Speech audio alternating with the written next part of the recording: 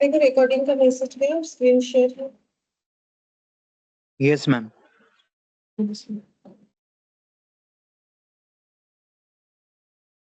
Good evening sir.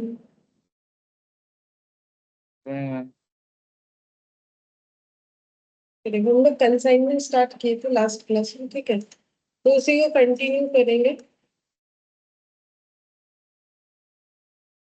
देखो हम लोगों ने इलास्ट्रेशन 2 तक किया था लास्ट दिन, ठीक है। आज हम लोग इलास्ट्रेशन 3 से करते हैं। इसमें और एक कंसेप्ट भी हम लोग का बाकी है, दैट इज क्या बोलते हैं उससे, इनवॉइस प्राइस वाला, ठीक है। देखते हैं पहले नॉर्मल जो क्वेश्चन है वो कितना सारा है, उसके बाद इनवॉइस प्राइस वाला क्वेश्चन जो है वो करें। अच्छा देखो इलास्ट्रेशन 3 इसमें क्या बोला है, ए सेंड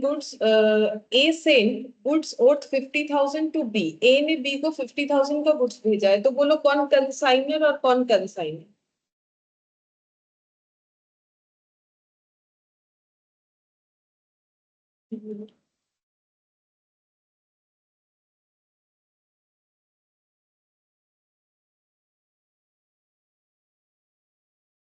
किसी को भी नहीं पता कौन कंसाइनर कौन कंसाइनर। ये पूरा चैप्टर ही तो वही था, तो हम क्या करें पता है।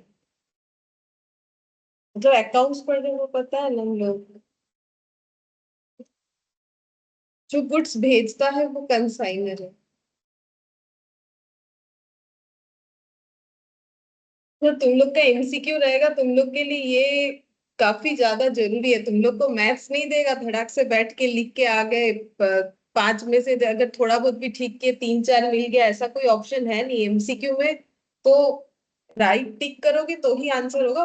वैसे अच्छा है तुम लोग का नेगेटिव मार्किंग नहीं है, वो होता तो फिर और मुश्किल होता। अच्छा, A send goods 50,000 to B for sale for 5% commission. और जैसे कि पता है कि कंसाइनी कमीशन के लिए काम करता है। ही इनकर्स 1500 फॉर फ्रेट। ही मतलब यहाँ पर ए का बात हो रहा है।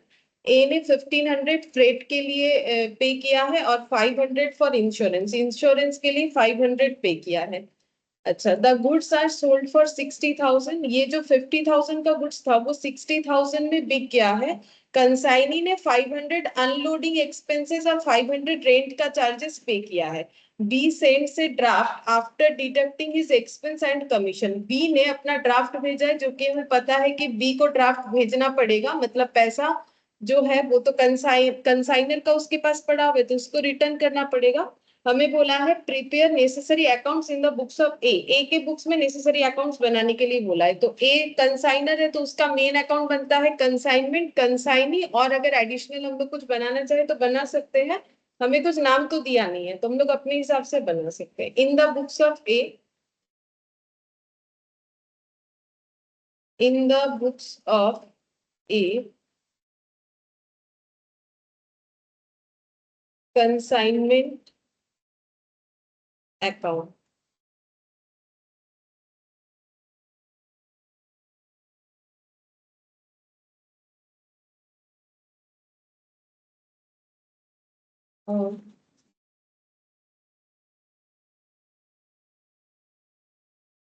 these accounts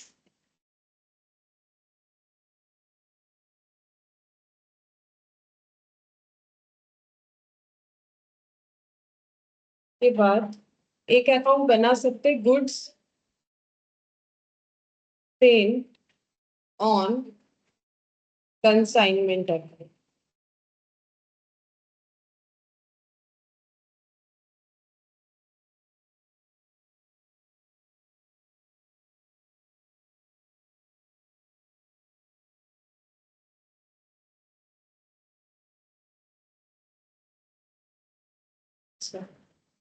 कंसाइनमेंट अकाउंट देखो, ए ने गुड्स भेजा है 50,000 का बी को, तो एंट्री क्या होता है, क्योंकि हम लोगों ने देखा था यहाँ पे नॉर्मल एंट्री नहीं होता है, ठीक है। हम लोग को एंट्री करना होता है जब भी कोई एक्सपेंसेस इनकम या गेन होता है तो नॉमिनल अकाउंट की जगह हमें यूज करना पड़ता है ऑलवेज कंसाइनमेंट अकाउंट को। तो गुड्स भेजने से हम एक बार फिर से बता दे रहे हैं क्योंकि तुम लोग तो कुछ आंसर दे नहीं पा रहे हो।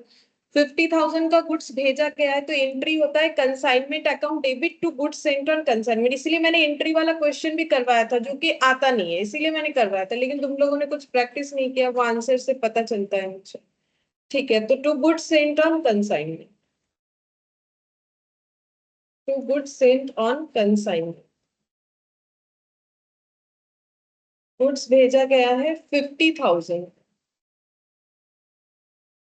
इसके बाद बोला है कि सेल बी के पास सेल करने के लिए बी को 5% कमीशन मिलेगा। ही मतलब ए ने 1500 फ्रेट का और 500 इंश्योरेंस का खर्चा किया है। तो एक कंसाइनर है, कंसाइनर जब खर्चा करता है तो कंसाइनमेंट फिर से डेबिट हो जाएगा टू कैश या बैंक, जो भी लिखना चाहो, फ्रेट और इंश्योरेंस।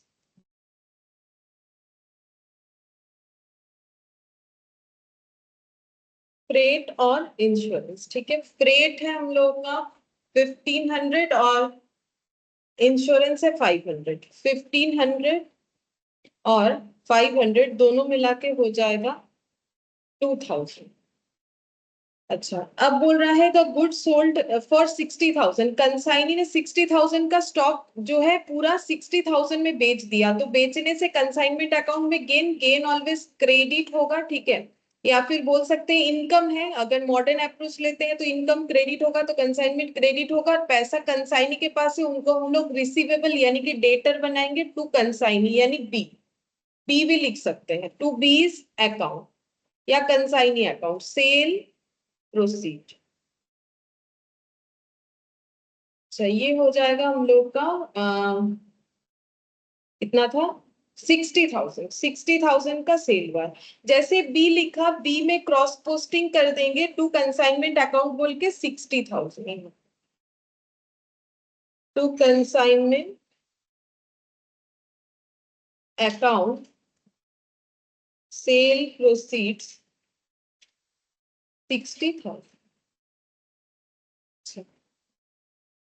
इसके बाद कंसाइनी ने अपने पास से 500 अनलोडिंग और 500 रेंट का पे किया है। तो कंसाइनी ने जो पे किया है वो कंसाइनमेंट के लिए किया है, तो कंसाइनमेंट अकाउंट डेबिट टू, क्योंकि खुद से नहीं पे किया है तो कैश आउटफ्लो नहीं हुआ है, टू कंसाइनी होगा यानी टू बीज अकाउंट होगा। और जो भी पे किया है उसका नाम हमें लिखना पड़ेगा। क्या क्या पे किया है, अनलोडिंग 500 और 500 रेंट, ठीक है। तो अनलोडिंग 500 और रेंट का अमाउंट 500। अब ये कंसाइनी को हमें रिटर्न करना पड़ेगा, तो इसका क्रॉस पोस्टिंग यहाँ पर by consignment, by consignment unloading 500 rent 500, ठीक है। अनलोडिंग 500 रेंट 500, ये दोनों चीज हम लोगों ने लिख दिया। अच्छा, और क्या होगा, बी ने ड्राफ्ट जो है वो भेज दिया है after deducting his expenses and commission. अच्छा, कमीशन कैलकुलेट नहीं किया, वो भी करना पड़ेगा। यहाँ पर कमीशन भी आएगा। अच्छा, बी को कितना कमीशन मिलेगा, ये ऑर्डिनरी कमीशन ही बताया है, क्वेश्चन में बोला है कमीशन 5% मिलना चाहिए सेल पे। सेल कितने का हुआ है 60,000, तो 60,000 पे 5% कैलकुलेट करने से जितना आएगा उतना ही लिखना पड़ेगा। ये शायद आना चाहिए 3,000, देखते हैं 3,000 आना, तो 3,000 होगा, तो यहाँ पर कमीशन भी चला जाएगा, कमीशन 3,000, ठीक है। और गुड्स सेंट ऑन कंसाइनमेंट भी, इसमें भी एक क्रॉस पोस्टिंग होना चाहिए था, बाय कंसाइनमेंट बोल के 50,000, बाय कंसाइनमेंट 50, ठीक है, बाय कंसाइनमेंट 50,000। अब हम लोग को क्या करना है, एक एक करके अकाउंट क्लोज करना है। जैसे हम लोग कंसाइनमेंट अकाउंट को क्लोज करेंगे तो हमें ये पता चलेगा कि कंसाइनर को बिजनेस करके कंसाइनमेंट के थ्रू से प्रॉफिट हुआ कि लॉस हुआ। यहाँ कोई क्लोजिंग स्टॉक इसीलिए हम लोगों ने नहीं निकाला, जितना स्टॉक था सारा बिक गया, ऐसा क्वेश्चन ही बताया है। ये देखो, बोल दिया है कि दीज गुड्स होना चाहिए, ठीक है। द गुड्स आर, अच्छा द गुड्स आर सोल्ड बोला है फॉर 60,000, तो 50,000 का चीज 60,000 में बिक गया है।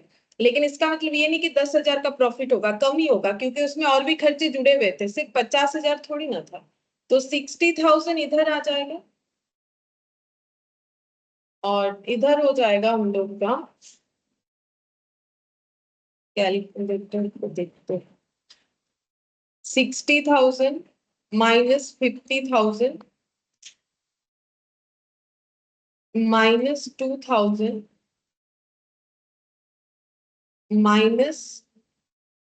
-4000, कितना 4000 आ रहा है, 4000 आ रहा है प्रॉफिट। टू प्रॉफिट और लॉस, प्रॉफिट ऑन कंसाइनमेंट 4000, 60,000। अच्छा, इस अकाउंट को क्लोज करने से ये पता चलेगा कि बी जो है वो कितना रिम्बर्स करेगा। बी के पास ए का 60,000 है, लेकिन वो अपने खर्चे को सारे डिडक्ट करके बाकी अमाउंट को वो ड्राफ्ट के थ्रू से दे रहा है, ऐसा क्वेश्चन हमें बोला है। तो बी के पास है 60,000 सेल के बाद, और यहाँ पर वो अपना 3,000 का कमीशन और 1,000 का चार्जेस काट लेगा। 3,000 और 1,000, 4,000, ठीक है। तो 56,000 जो है ये अमाउंट वो ड्राफ्ट करेगा। ड्राफ्ट करेगा तो कंसाइनर को मिल जाएगा, तो हम लोग लिखेंगे बाय बैंक। कंसाइनर को अगर मिलेगा, बैंक अकाउंट डेबिट होगा। तो यहाँ पर बैलेंस करके भी देखोगे तो आंसर आ जाएगा 56,000। तो यहाँ पर हो गया 60,000। और इसको कैसे क्लोज करते हैं, इसको ट्रेडिंग में करते हैं। लास्ट दिन इसका लॉजिक बताया था क्यों ट्रेडिंग में करते हैं। Trading account 50,000।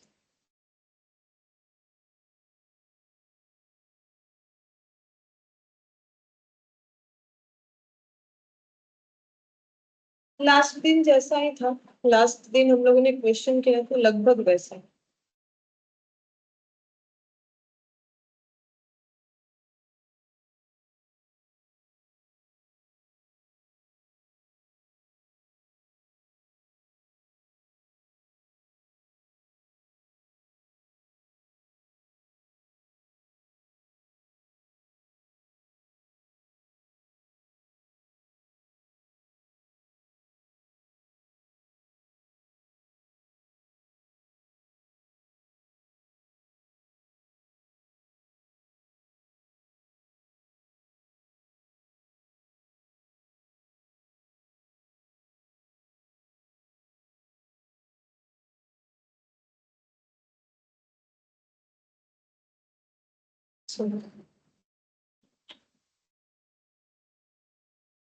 फोर्थ नंबर देखते हैं, देखो।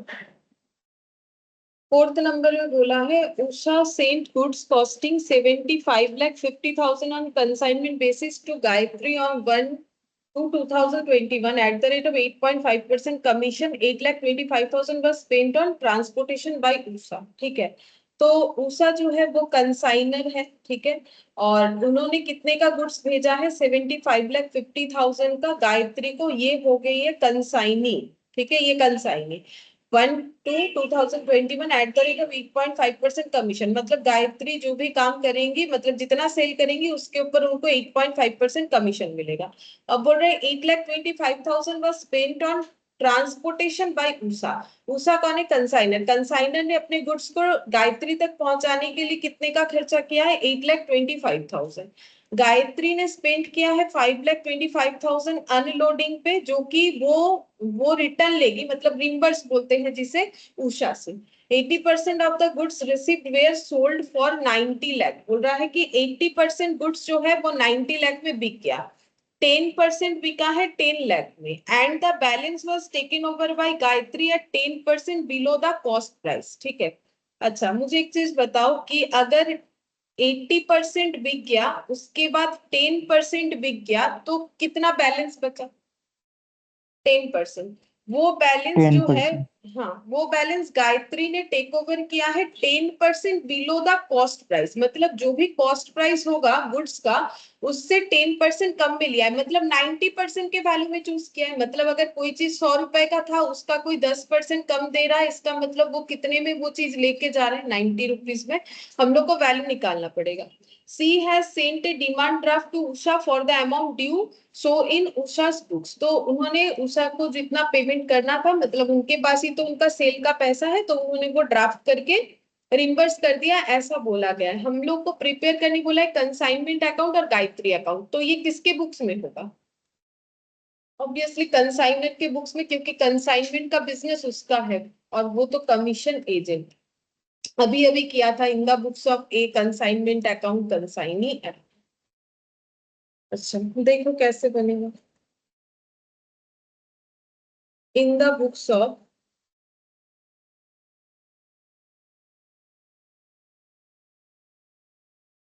Usha consignment account.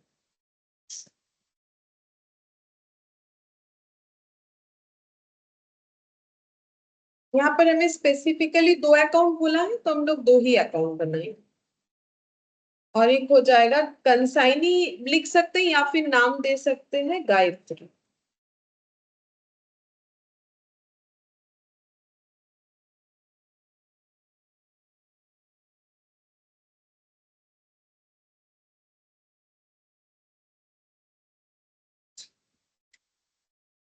सबसे पहले देखते हैं कि कितना गुड्स भेजा गया है। देखो 75,50,000 उसको कैसे लिखते हैं। अब देखो प्रैक्टिस से याद हो जाना चाहिए, या तो एक बार पढ़ना जरूरी है, बाकी टू प्रैक्टिस गुड से सेंट याद। ऑन टू हाँ, consignment. To good sent on consignment.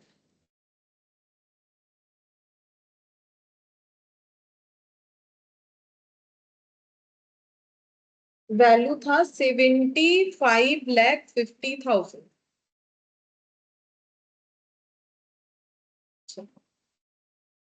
Next बोला है कि कमीशन 8.5% मिलेगा, वो कैलकुलेट करते हैं बाद में सेल वैल्यू देख के। 8,25,000 उन्होंने ट्रांसपोर्टेशन के लिए स्पेंड किया है। किसने? कंसाइनर ने, जो कि उषा है। तो ट्रांसपोर्टेशन का खर्चा तो कंसाइनमेंट में एक्सपेंस, कंसाइनमेंट में क्या होगा? एक्सपेंस। एक्सपेंस होने से मेरा क्या होगा? डेबिट होगा। Consignment account debit to cash या बैंक। बैंक कैश दोनों में से कुछ भी लिखने से चलेगा। जब कंसाइनर के पॉकेट से जाता है तो डायरेक्टली जाता है तो कैश बैंक होता है। कंसाइनी करता है तो उनको क्रेडिट करना पड़ता है, बाद में उनको पैसा दे दिया जाता है। अच्छा कितना खर्चा किया है यहाँ पर? 8,25,000। ठीक है। To bank transportation 8,25,000। 8,25,000। अच्छा इसके बाद देखते हैं, यहाँ पर बोला है कि गायत्री स्पेंड। अब गायत्री कौन है? कंसाइनी है। उन्होंने अनलोडिंग का खर्चा किया है तो कंसाइनमेंट में तो डेबिट होगा ही, क्योंकि बिजनेस का खर्चा है। भले ही कंसाइनर ने नहीं किया है, उसके बिहाफ में कंसाइनी ने किया है, क्योंकि वो अलग जगह पे है तो उनके लिए करना पॉसिबल नहीं है, तो उनको बाद में पैसा तो वापस करना पड़ेगा, तो वो गायत्री को क्रेडिट करेंगे, क्योंकि उनका बैंक क्रेडिट नहीं होगा। पेमेंट तो उन्होंने किया नहीं है तो उनके पॉकेट से पैसा गया नहीं। ठीक है। गायत्री अकाउंट यहाँ पर हो जाएगा, जो खर्चे का नाम दिया है बस वो लिखना है। अनलोडिंग। अनलोडिंग। अनलोडिंग 5,25,000। चाहिए यहाँ पर बाई कंसाइनमेंट बोल के क्रॉस पोस्टिंग हो जाएगा। अनलोडिंग 5,25,000। अनलोडिंग 5,25,000। अच्छा नेक्स्ट देखते हैं। बोल रहा है 80% of the goods received were sold for 90 lakh. तो जो गुड्स रिसीव्ड हुआ था उसमें से 80% ही उन्होंने बेचा है, लेकिन वो 90 लाख में बेचा है, और 10% 10 लाख में बेचा है। तो इसका मतलब 90% का गुड्स बिक गया है कितने में? प्राइस तो बता दिया, 90 लाख प्लस 10 लाख, यानी कुछ 1 करोड़ जितना होना चाहिए। और बाकी गायत्री ने लिया है तो वो भी सोल्ड आउट तो है, लेकिन 10% बिलो द कॉस्ट प्राइस है। तो हम लोग को यहाँ पर ये फाइंड आउट करना पड़ेगा कि टोटल सेल वैल्यू कितना है। तो यहाँ पर हम लोग लिखते हैं सेल का पैसा किसके पास है? गायत्री। खुद का सेल होता तो कैश टू सेल करते, लेकिन यहाँ पर तो क्रेडिट हमें कंसाइनमेंट को करना होता है, तो कैश टू कंसाइनमेंट भी नहीं कर सकते क्योंकि कैश आया नहीं है, तो बाई गायत्री करना पड़ेगा।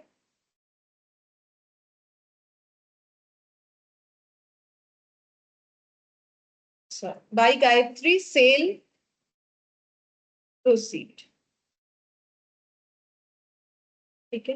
अच्छा इसका हम लोग एक वर्किंग नोट बना लेते हैं, क्योंकि उसमें वो एक बोला है ना कि कितना परसेंट बोला है कि उन्होंने लिया है बिलो द कॉस्ट। उसका हम लोग एक वर्किंग नोट बनाएंगे। देखो यहाँ बना लो सेल प्रोसीड्स के लिए।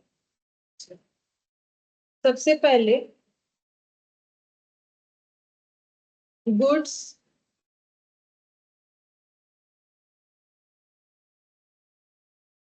90%, कितना 80% सोल्ड आउट हुआ है। 80% goods sold at ₹90 lakh. 10% goods sold at ₹10 lakh.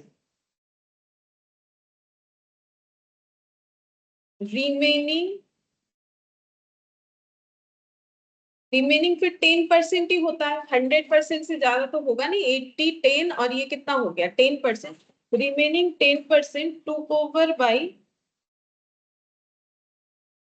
Gayatri.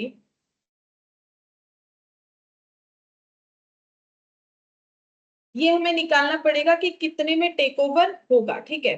तो पहला बात है कि रिमेनिंग गुड्स टेक ओवर हो रहा है, तो रिमेनिंग गुड्स का कॉस्ट कितना होगा। टोटल जो गुड्स भेजा गया था वो अगर अकाउंट में हम लोग देखते हैं हमें दिखता है 100% गुड्स का कॉस्ट कितना है, क्योंकि हमें बोला है कि गायत्री ने जो टेक ओवर किया है वो कॉस्ट से कितना परसेंट कम है, कॉस्ट से 10% कम है। तो 75,50,000 100% का वैल्यू, तो फिर 10% का वैल्यू कितना होगा। 75,50,000 100% का वैल्यू है, जो 10% उन्होंने टेक ओवर किया है उसका कॉस्ट, ये क्या निकल जाएगा, कॉस्ट निकल जाएगा। लेकिन मुझे इसका वैल्यू जो भी आ रहा है उसको मुझे कम सेवन करना है लैख पहले। 55,000 माइनस होगा मैम। माइनस माइनस नहीं करके हम लोग अगर ऐसा करें तो भी हो जाएगा, ये जो वैल्यू आएगा माइनस करने से भी होगा, अदरवाइज इसको 90% में दिखा दो तो भी हाँ मैम एक वो भी बात। होगा। हाँ, ऐसे दिखाएंगे तो भी चलेगा कि हम लोग का जो गुड्स इन्होंने टेक ओवर किया उसका कॉस्ट इतना है, ये दोनों कैलकुलेट करने से, लेकिन इसका जो भी कॉस्ट आएगा मुझे उसका कितना तक लेना है, ओनली 90% ही ले। वैसे कर सकते हो, या फिर ये जो वैल्यू आएगा इसको फिर ऐसे माइनस करना पड़ेगा। 75,50,000 का 10% करने से जितना भी वैल्यू आएगा फिर उसको उतने से माइनस करके दिखाना पड़ेगा। मतलब मुझे 90% में दिखाना है, जैसे दिखाना चाहो दिखा सकते हो। 75,50,000 इंटू 10% इंटू 90%, तो ये हो गया 6,79,000। हाँ मैम यही है। हाँ, 6,79,500। तो ये 6,79,500 का भी हमारा सेल हुआ है, तो टोटल सेल फिर कितना हो जाएगा, ये तीनों को ऐड करो 90 10 और 6,79,500 और देखते हैं कितना आता है।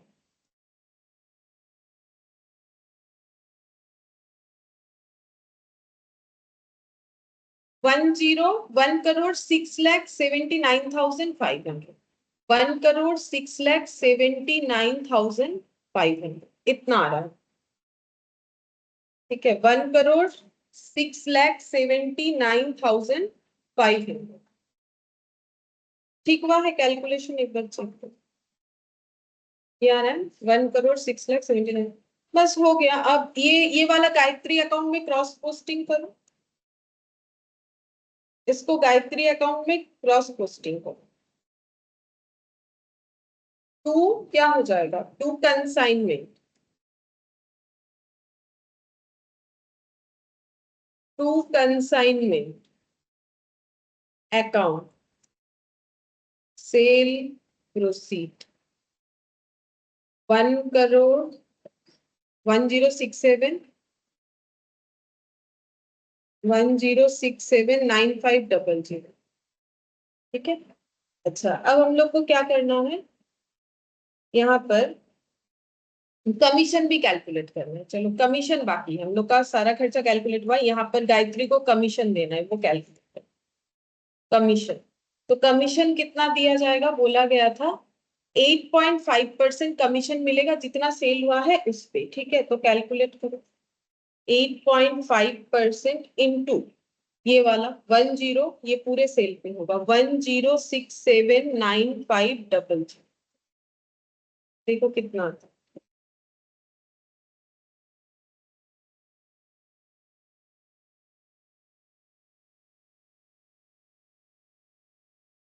907 757.5 90 तो 907758 कर देते लेजर के अंदर पॉइंट और नहीं रख रहे और यहाँ पर लिखेंगे कमीशन। कमीशन हो जाएगा 907758 ये हो गया कमीशन।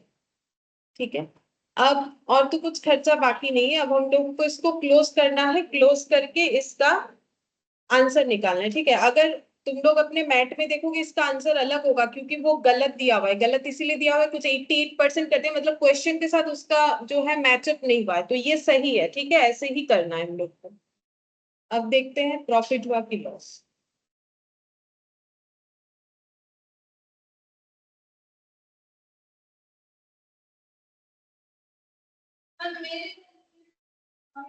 वाला आंसर नहीं आया, नॉर्मल जो कमीशन निकाले ना वो आया अब तो फाइनल। तो डिजिट कम किया होगा नहीं नहीं, कैलकुलेटर में डिजिट सेट कम होगा, मतलब उतना तक नहीं दिखा रहा होगा इस वजह से।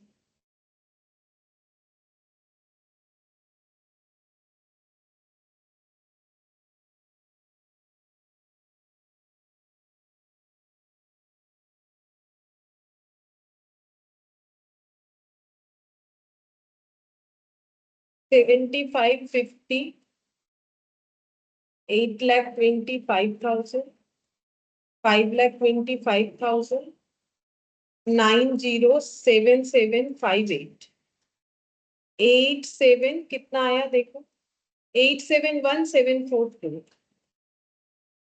टू हो जाएगा। टू क्या हो जाएगा, to profit and loss consignment profit, और इसको क्लोज करने पे कितना रिम्बर्स हो रहा है वो निकल जाएगा। 10679500 10679500 10679500 माइनस करो 5,25,000 माइनस 907758। अच्छा, ये कुछ इतना रहा, देख लो तो कैलकुलेशन सही आ रहा है कि नहीं, क्योंकि हम आंसर तो देख नहीं सकते, वो थोड़ा गलत किया। मोनोशिप का আজকে এক্সট্রা ক্লাস ছিল, ওটা বন্ধ ছিল তো ভুলে গেছে। Yes, ma'am. 924674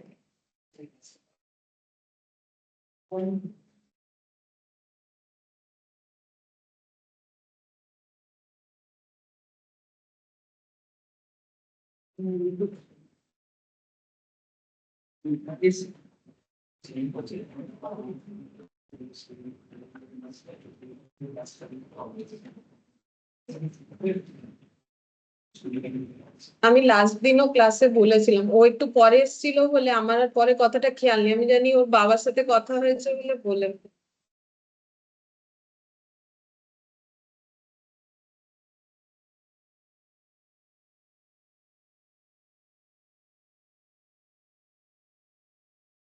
देखो इतना आ रहा है, चेक किए तुमको बोल तो रहे इतना आ रहा है।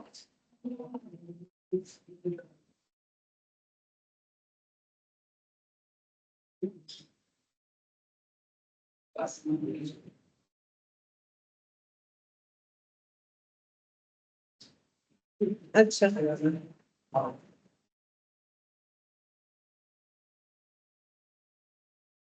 देखो,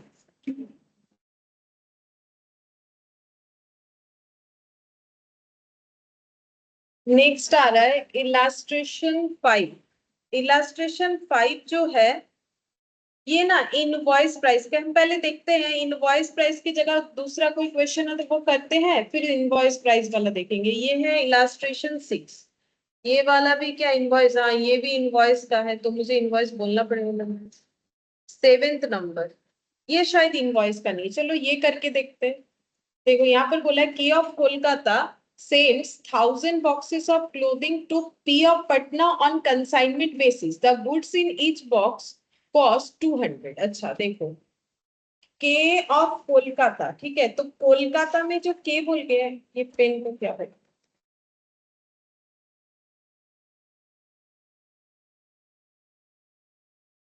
ठीक है। देखो बोल रहा है K of Kolkata sends 1000 boxes of clothing to P of Patna on consignment basis, ठीक है। तो ये कौन हो गया कंसाइनर और ये कौन हो गया कंसाइनी, ठीक है। अच्छा अब बोल रहा है the goods in each box cost 200। अच्छा तो फिर कितने रुपए का स्टॉक गया, 1000 बॉक्स भेजा है, एक बॉक्स 200 रुपए का है, तो कितने का स्टॉक है,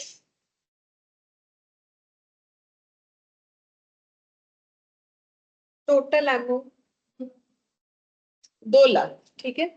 अच्छा के पे रेलवे फ्रेट एंड इंश्योरेंस, मतलब कंसाइनर ने फिर ट्रांसपोर्टेशन में रेल का यूज किया, रेलवे फ्रेट और इंश्योरेंस का 500 उन्होंने पे किया है। And drop on P a bill for 10,000, मैंने लास्ट दिन भी बोला था सिक्योरिटी के कारण एडवांस पैसा ले सकता है कंसाइनर, कंसाइनी से उसके ऊपर बिल ड्रॉ कर सकता है, तो उन्होंने पी के ऊपर बिल ड्रॉ किया। लास्ट दिन हम लोगों ने एक लेजर पोस्टिंग भी किया था बिल्स रिसीवेबल पे, फिर वो बिल्स रिसीवेबल डिस्काउंट हुआ था। लास्ट क्वेश्चन वही कंप्लीट किया था हम लोगों ने, क्वेश्चन नंबर 2 आई थिंक, ठीक है। Which is duly accepted, accept का मतलब होता है कि बिल्स को एक्सेप्ट करना जरूरी है, जो बिल्स ड्रॉ हो जाएगा, जो बिल्स मतलब जो ड्रॉई है उनको वो साइन करके एक्सेप्ट करना पड़ता है, अदरवाइज वो वैलिड नहीं होता है, इसीलिए लैंग्वेज एक्सेप्ट वाला यूज होता है।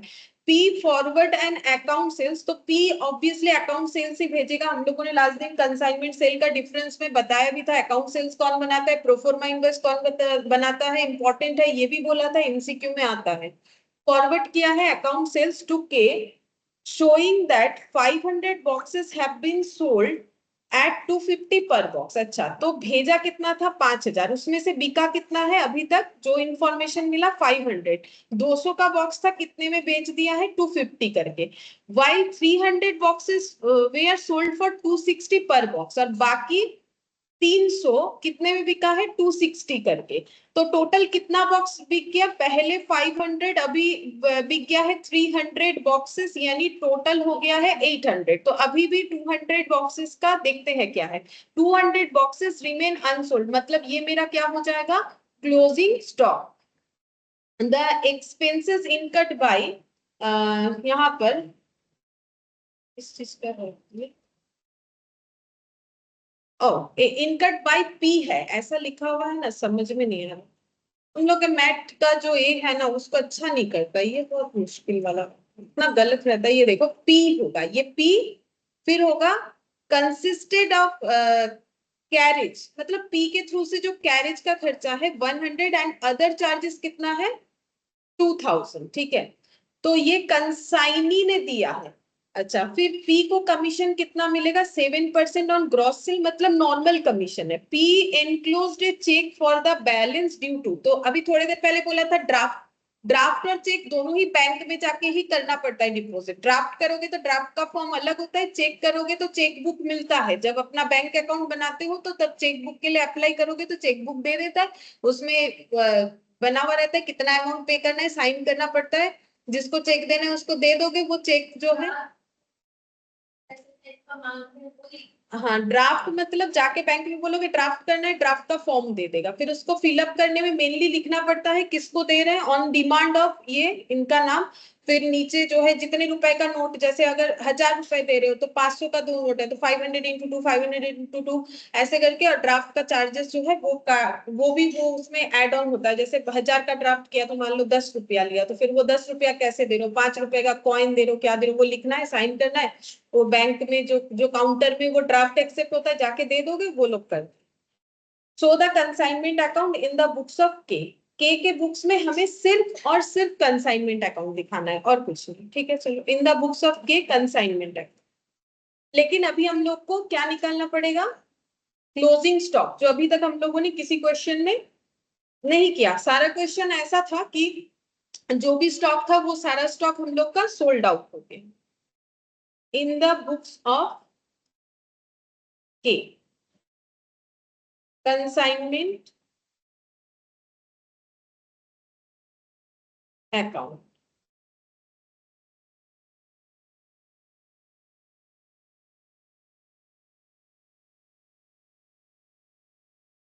एक एक करके धीरे धीरे लिखते, सबसे पहले लिखेंगे टू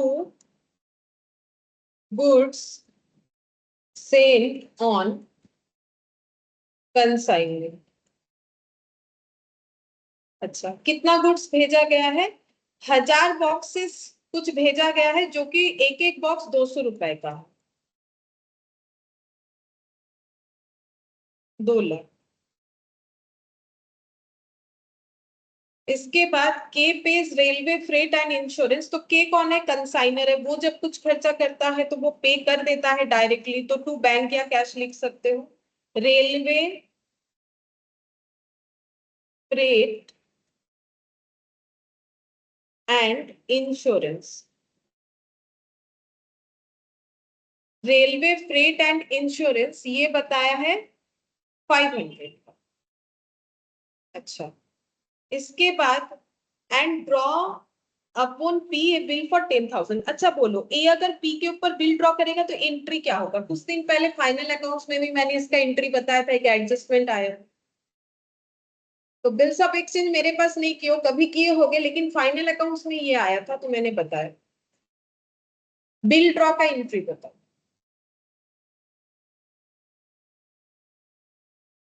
बोलो, बाकी लोगों ने तो बिल्स ऑफ एक्सचेंज किया है मेरे पास।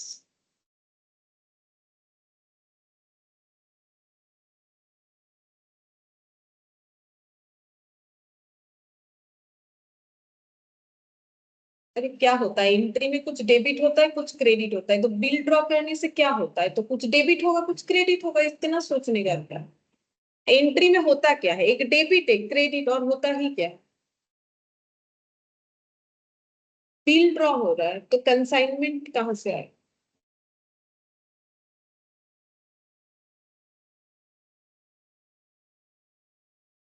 अरे कुछ तो बोलो, उल्टा सीधा कुछ भी बोलो।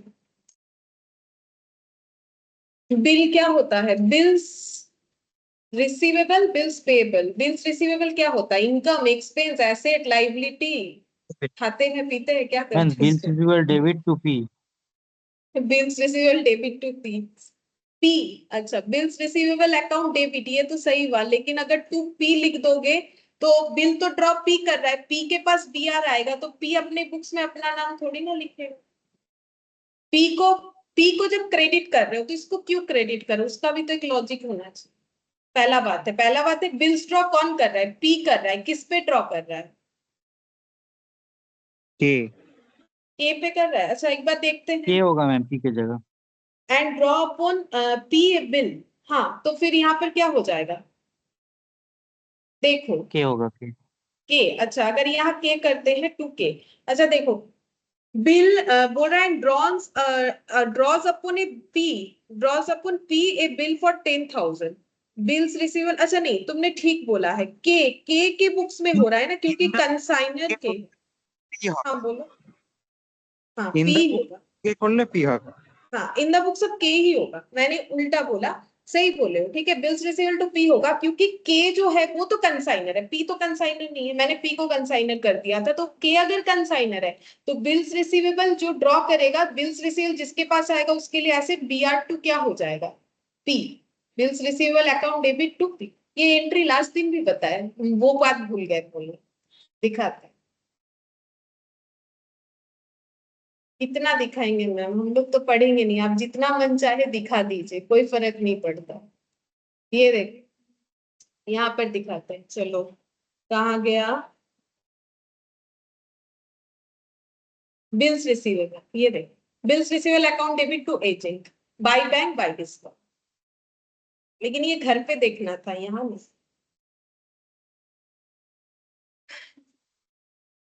तो अच्छा, अब नेक्स्ट क्वेश्चन, क्या इसका एंट्री कंसाइनमेंट अकाउंट में जाएगा कि नहीं जाएगा? ये बताओ।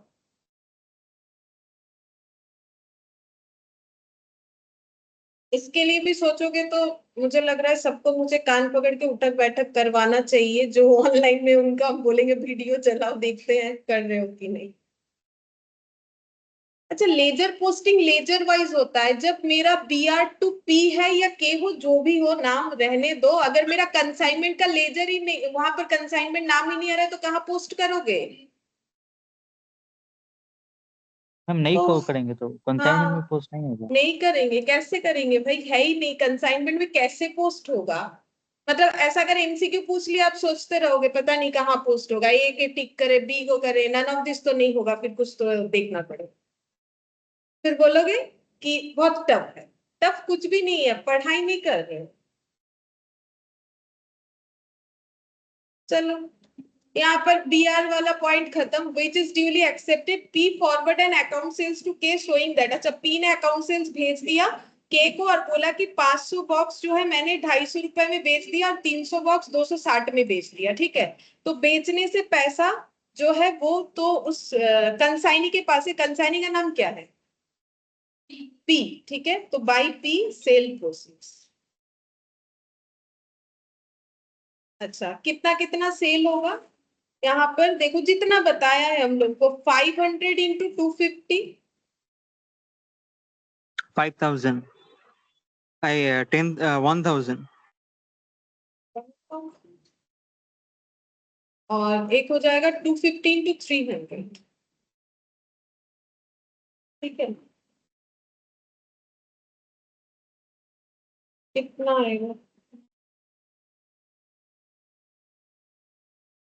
मैम 1,25,000.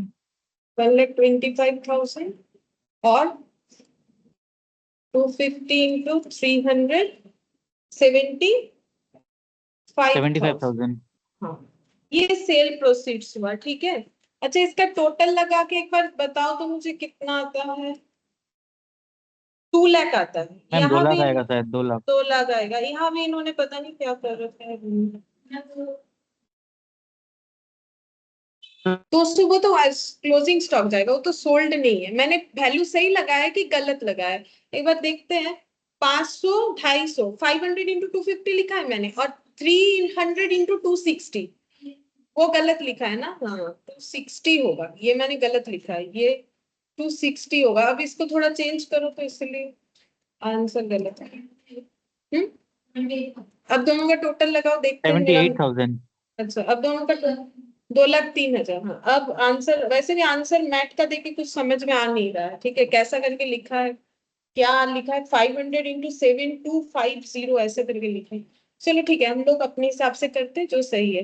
अच्छा अब यहाँ पर सेल हो गया, उसके बाद यहाँ पर बोल रहा है 200 बॉक्सेस अनसोल्ड। तो बाई क्या हो जाएगा? क्लोजिंग स्टॉक को क्या लिखते हैं? By consignment.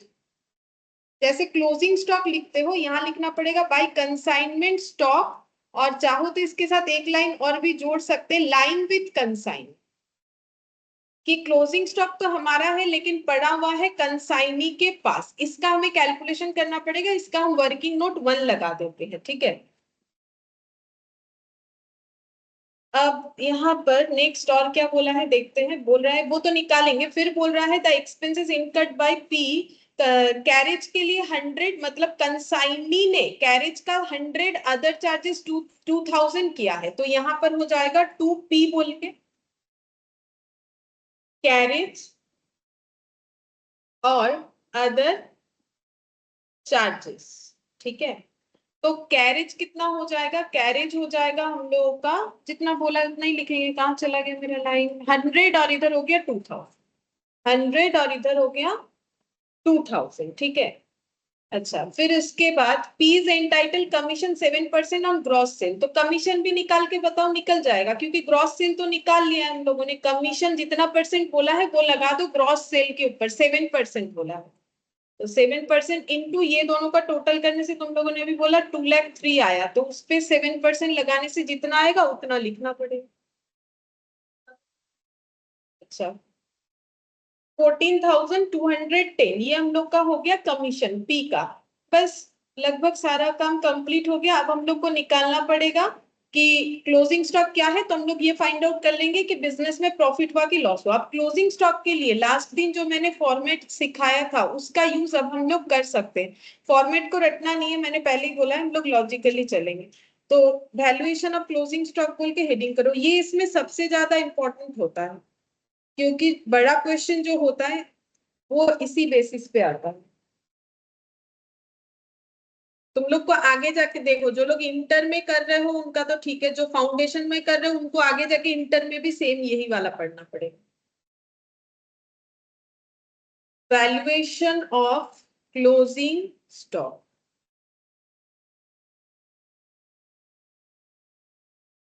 अच्छा, कैसे निकालेंगे? पहले ये पता करना पड़ेगा जितना गुड्स भेजा था वो कितने का था। तो हम लोग कॉलम में यूनिट लेते हैं और अमाउंट लेते हैं।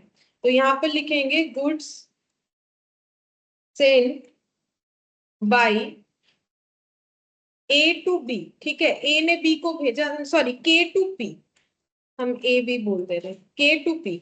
कितने का गुड्स भेजा गया? तो यूनिट बेसिस पे देखेंगे तो 200 बॉक्सेस था, 1000 रुपए का 2 लाख, मतलब यूनिट हो गया नंबर ऑफ बॉक्सेस 200, और नहीं सॉरी बॉक्सेस 1000, बॉक्सेस 1000 है, अमाउंट जो है वो 200 करके 2 लाख। ठीक है, ये वाला। अच्छा, अब इस पे हमें क्या ऐड करना पड़ता है, क्योंकि अगर एक जगह से दूसरी जगह स्टॉक भेजा जाता है तो उसमें कुछ खर्चा लग जाता है। ठीक है, कंसाइनर का सारा खर्चा हम लोग क्या मानते हैं, जो है नॉन रेकरिंग मानते हैं, क्योंकि मैंने लास्ट दिन बताया था कि हमें नॉन रेकरिंग खर्चा ही क्लोजिंग स्टॉक के वैल्यूएशन में लेना है, रेकरिंग वाला नहीं लेना है। कंसाइनर का सारा खर्चा ही जो है नॉन रेकरिंग होता है। क्यों? क्योंकि वो उस गुड्स पे उस खर्चे को एक ही बार करेगा, बार बार नहीं करेगा। तो रेलवे फ्रेट और इंश्योरेंस का खर्चा यहाँ पर हम लोग क्या कर देंगे, ऐड। और ऐसे भी तुम लोग ट्रेडिंग अकाउंट भी अगर याद करोगे, जो भी डायरेक्ट एक्सपेंस है या फिर गुड्स को अपने गोडाउन तक पहुंचाने के लिए जिस तरीके के खर्चे होते हैं, चाहे वो कंसाइनर करे या कंसाइनी करे, वो सारे खर्चे ऐड होने चाहिए। तो रेलवे फ्रेट इंश्योरेंस के बिना क्या वो कंसाइनी तक स्टॉक पहुंच सकता था? कभी नहीं। तो ये यहाँ पर ऐड हो जाएगा। तो यहाँ पर हो जाएगा consignors expense, railway freight and insurance. अच्छा, कितना हो जाएगा? 500। Railway freight and insurance 500। ठीक है, तो ये दोनों को ऐड कर लेते हैं। 1000 यूनिट का प्राइस अभी कितना बन गया है? 2,05,000। ठीक है, इसको हम लोग क्या बोलेंगे? इस अमाउंट को बोला जाता है कि goods total cost of goods sailed. इसको टोटल कॉस्ट बोलेंगे। अभी तक टोटल कॉस्ट नहीं निकला था। Total cost of goods sailed लिखना जरूरी नहीं है, मतलब जिनको लिखना है, इंटर के लिए जो लोग कर रहे हैं उनको तो लिखना पड़ेगा। तुम लोग के लिए अभी जरूरी नहीं है, आगे जाके एक ही चीज सीखना है, तो अभी अगर प्रैक्टिस कर लोगे तो कोई प्रॉब्लम नहीं है। Total cost of goods Saint हो गया। अब 1000 रुपए का चीज जो पहले 200 रुपए का था, अब कितना हो गया बोलो तो 200.50 करके 50 पैसा पर बॉक्सेस पे लग चुका है। क्योंकि 500 रुपए अगर 200 बॉक्सेस पे 50 पैसा होगा कि कितना होगा? नहीं, 5 पैसा। हाँ, तो फिर 5 पैसा करके लग रहा है। ठीक है, अच्छा, अब हम लोग क्या करेंगे, अब ये इस कंडीशन में जा रहा है किसके पास? पी के पास। ठीक है, अब पी के पास जैसे ही पहुंचेगा तो पी ने भी कुछ खर्चा किया। क्या क्या किया यहाँ पर देख सकते हो, कैरेज और अदर चार्जेस। ठीक है, अच्छा, कैरेज तो लेना ही पड़ेगा क्योंकि इसके बिना वो कभी भी पी इस गुड्स को सेलेबल कंडीशन में नहीं ले जा सकता। कैरेज का मतलब क्या है कि जहां पर रेलवे स्टेशन में स्टॉक आया वहां से कैरी करके लेके जाना है उसके अपने जो भी शॉप है जहां पर भी है। अब अदर चार्जेस हमारा रेकरिंग है कि नॉन रेकरिंग, ये हमें नहीं पता क्योंकि कुछ नाम ही नहीं दिया है। तुम लोग कैसे समझे कि ये रेकरिंग वाला है कि नॉन रेकरिंग वाला है? तो अगर नहीं समझ में आ रहा है तो हम लोग इसको नॉन रेकरिंग मानते हुए इसका हम लोग नोट्स दे देंगे। ठीक है, यही जो है रेफर किया गया तुम लोग का, तो फिर हम लोग भी वही करेंगे। अदर चार्जेस को, क्योंकि देखो इसका नाम होता तो जरूर हम लोग इस पे एनालिसिस करते, क्योंकि अदर चार्जेस क्या है नहीं पता। कैरेज लेना पड़ेगा तो कैरेज का ऐड करेंगे, बाकी जो भी हम लोगों का रेकरिंग होता है वो नहीं लेंगे। तो हम लोग मान लेंगे कि एज्यूम दैट अदर एक्सपेंसेस जो है वो नॉन रेकरिंग है। तो अब ऐड करो, सॉरी रेकरिंग है, अभी ऐड करेंगे non recurring expenses by, इनकट by या बाई लिख दो, बाई कौन है? P, consignee. ठीक है, जो कि कैरेज है। ठीक है, कैरेज, कैरेज कितना है? अब कैरेज का है हम लोग का, देख लो कितना है लिखा हुआ है, 100 रुपीज। ठीक है, 100 रुपीज का कैरेज लगाए तब गुड्स बेचने लायक होगा। तो 2,05,000 से गुड्स कितने का बन गया?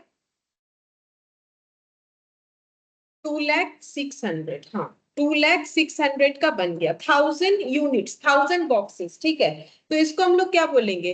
Cost of goods available for sale, available for sale ऐसे बोल सकते हैं।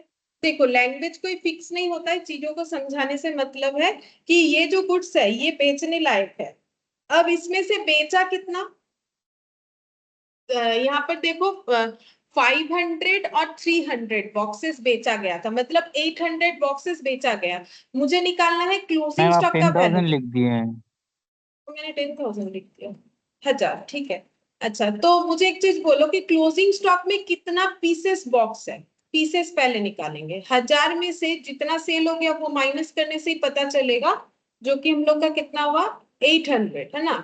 500 और 300 सेल हुआ है ना यहाँ पर, 300 बॉक्सेस, इधर 500, तो कितना हो जाएगा 800। तो बचा कितना 200। मुझे 200 का क्या निकालना है, कॉस्ट, क्योंकि क्लोजिंग स्टॉक अपने आप को कॉस्ट पे ही रिकॉर्ड करता है अकॉर्डिंग टू AS2। तो 1000 का अगर इतना है तो 200 का कितना होगा। अब तुम लोग कैसे निकालते हो मुझे नहीं पता, इसको यूनिटरी मेथड बोलते हैं, इसको क्या क्रॉस मल्टीप्लीकेशन, कोई कैसा करता है, कोई कैसा, मुझे जैसा आता है वैसे करते। तुम लोग भी देखो कितना आएगा, बोलो कैसे निकालोगे। 1000 का अगर इतना है तो 200 का कितना होगा। मैम 40,120। 40,120, सही है। तो कैसे निकालेंगे, सिंपल तरीका हम तो ऐसे करते हैं, देखो ये तो थोड़ा मतलब बचपन का चीज है ना, अब तुम लोग कैसे सीखे हो उसके ऊपर ही डिपेंड करता है, मैम वही 1000 है करना। यहाँ 200 है, तो मतलब 5 गुना कम आ रहा है, इसलिए उसको 5 गुना कम कर दिए।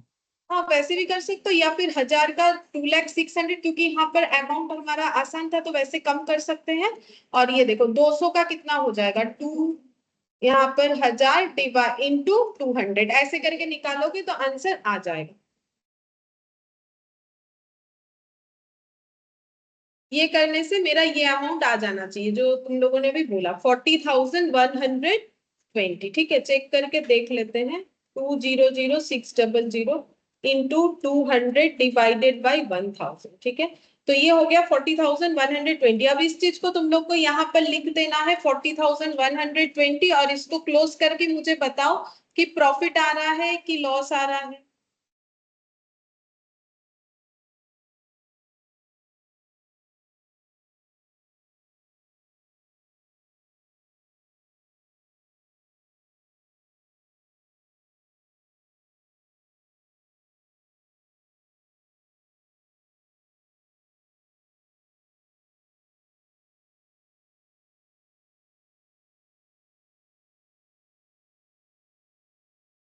ठीक है, 26,310 प्रॉफिट, सही है। 2PL profit on consign.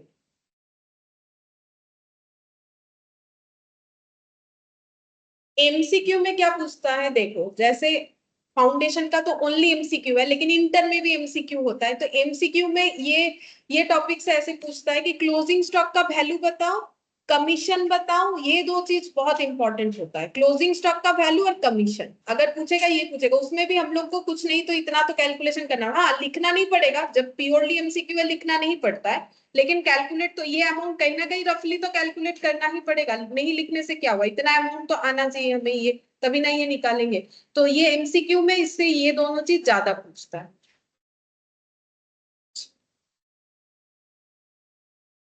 थोड़ा नेक्स्ट सा देखो, देखिए, नोट डाउन कर लेंगे मैम। कौन सा दिखना है बोलिए, ये वाला। यस मैम, एक सेकंड।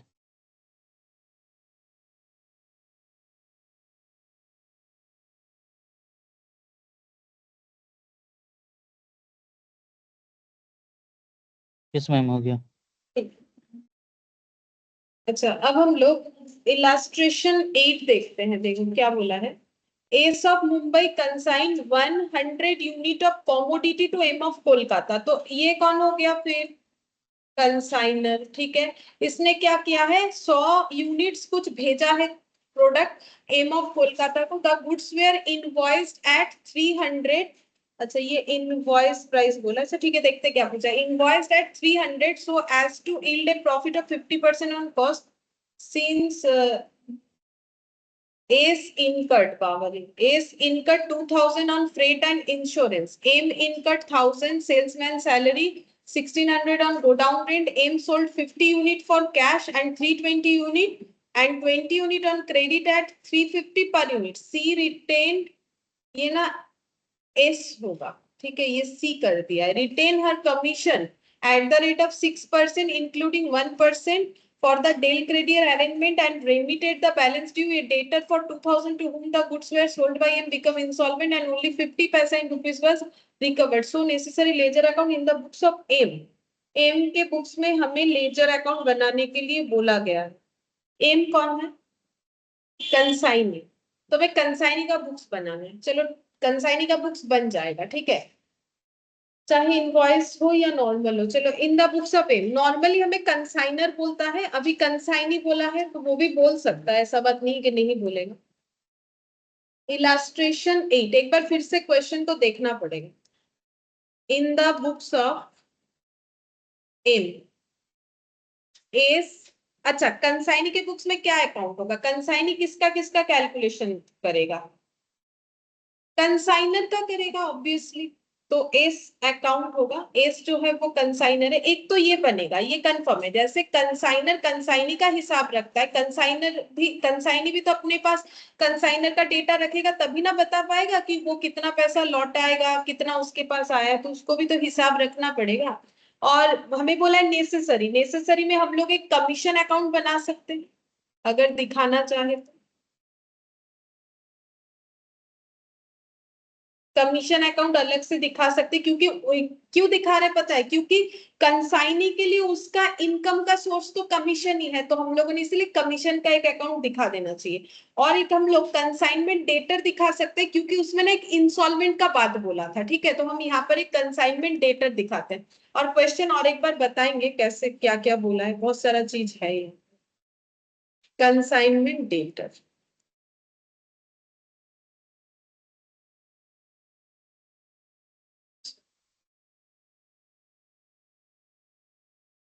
अच्छा, पहले ये दिमाग में सोच लो कि कंसाइनी अपने बुक्स में कंसाइनर के बारे में क्या लिखता है. कंसाइनर के बारे में ये लिखता है कि मुझे कंसाइनर से कितना कमीशन मिलेगा, मेरे पास कंसाइनर का सेल किया गया कितना पैसा पड़ा हुआ है. ठीक है, अब देखते हैं ट्रांजैक्शंस जो कंसाइनी के थ्रू से हुआ, वही हमें यहाँ पर रिकॉर्ड करना पड़ेगा. तो पहले बोला है कि एस ने गुड्स भेज दिया है.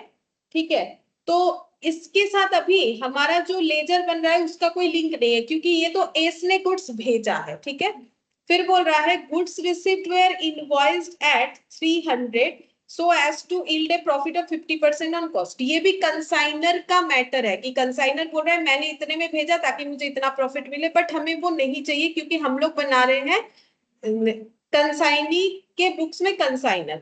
अच्छा, अब एस ने क्या खर्चा किया है ये भी हमें कोई मायने नहीं रखता, क्योंकि वो एस जो है वो कंसाइनर है, हमें उसका डिटेल्स नहीं चाहिए.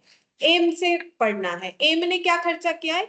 1000 on salesman salary and 1600 on godown rent. ठीक है, 1000 ऑन सेल्समैन सैलरी और 1600 ऑन गोडाउन रेंट. तो एम अपने बुक्स में एंट्री कर रहा है. तो बोलो ये खर्चा वो क्यों किया?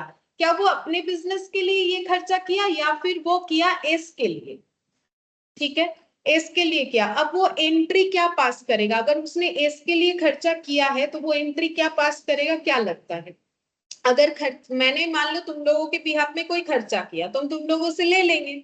अगर मेरा खर्चा होता तो हम एक्सपेंस टू कैश कर देते. ठीक है, मेरा खर्चा नहीं है, लेकिन मैंने पे जब किया है तुम लोगों के बिहाफ में तो मेरा तो कैश आउटफ्लो हुआ है.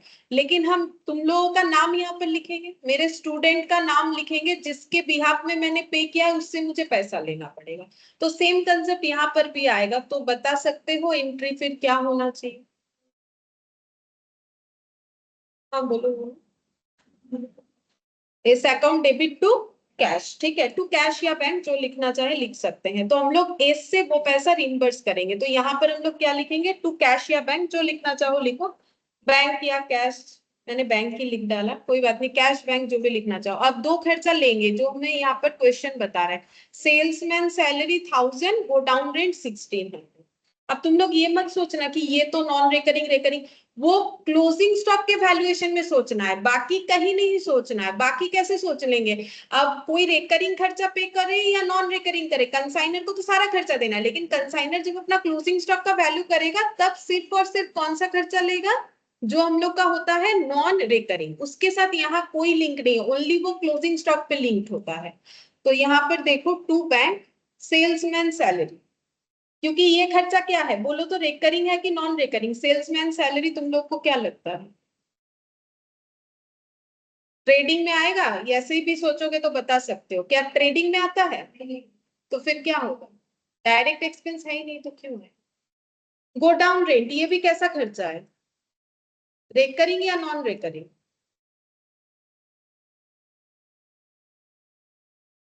रेंट रेकरिंग होता है ना, रीऑकरिंग ही है रेंट, थोड़ी ना कोई एक बार लेके मुझसे दोबारा नहीं मांगेगा।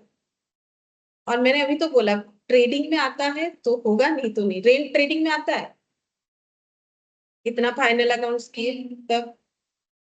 चलो यहाँ पर हो गया। अच्छा ये 1000 था, ये 1600 था, गलत लिख दिया मैंने, 1000 और ये हो गया मेरा 1600, ठीक है 2600। अच्छा अब नेक्स्ट देखते हैं एम रिलेटेड क्या बोला है। यहां तक हम लोगों ने किया, ठीक है। फिर एम ने बेच दिया है 50 यूनिट, कैश सेल किया है 320 पर यूनिट करके, ठीक है। तो कैश सेल का अमाउंट बताओ पहले कितना हुआ, 50 यूनिट 320 करके, तो कितना आ रहा है देखो तो 16,000। और 20 यूनिट 16 आ रहा है, तो हाँ 20 यूनिट क्रेडिट में बेचा है 350 पर यूनिट, तो क्रेडिट सेल का अमाउंट बताओ 7,000। अच्छा क्या ये इसका सेल है या किसी के लिए वो कर रहा है? इसके लिए कर रहा है। अगर खुद का सेल होता तो इसका एंट्री क्या होता, कैश टू सेल, और इसका एंट्री होता debtor to sales. Cash sale का एंट्री, क्रेडिट सेल का एंट्री। और अगर ये कैश बोलो, अब उसने जब प्रोडक्ट बेचा है तो उसके पास कैश तो जरूर आया होगा, लेकिन क्या वो उसका सेल है कि वो सेल को क्रेडिट करे? उसका सेल नहीं है। किसका सेल है? एस का। तो एस को वो पैसा देना पड़ेगा, तो टू क्या करेगा, एस। एस से जब पैसा मिलेगा डेटर बनाएगा, एस को जब देना है तो क्रेडिटर बनाएगा। एस अकाउंट में फिर पोस्टिंग क्या होगा, बाई बाय बैंक या कैश। कैश? हाँ बाई कैश बोल के लिख दो, बाई कैश, कैश से 50 इंटू 320 जो कि हो रहा है हम लोग का 16,000। अच्छा अब क्रेडिट सेल के बारे में देखते हैं। क्रेडिट सेल का एंट्री जैसे होता है डेटर टू सेल। अच्छा अब बोलो क्या ये इसका डेटर है? नहीं। किसका डेटर है? एस का। एस के डेटर को इसका कैसे लिखा जाता है? लिखना पड़ता है कंसाइनमेंट डेटर। क्या लिखना पड़ता है? कंसाइनमेंट डेटर, ठीक है। डेटर को काटने का जरूरत नहीं, कंसाइनमेंट डेटर लिखेंगे। सिर्फ डेटर लिखने का मतलब मेरा डेटर, लेकिन जब हम लिख रहे हैं कंसाइनमेंट का डेटर मतलब मेरा नहीं है, क्योंकि हम तो कमीशन एजेंट है, तो कंसाइनमेंट का बिजनेस तो उनका है, हम तो कमीशन का काम करते हैं। तो डेटर के आगे क्या लिखना है, कंसाइनमेंट डेटर। और सेल तो इनका है ही नहीं, क्योंकि पहले भी सेल काटा तो अभी भी सेल काटेंगे, टू क्या हो जाएगा, एस।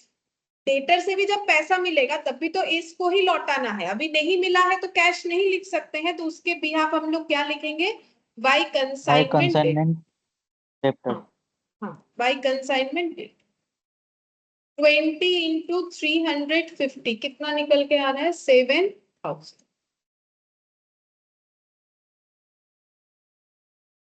अच्छा नेक्स्ट देखते हैं और क्या खर्चा बोला है।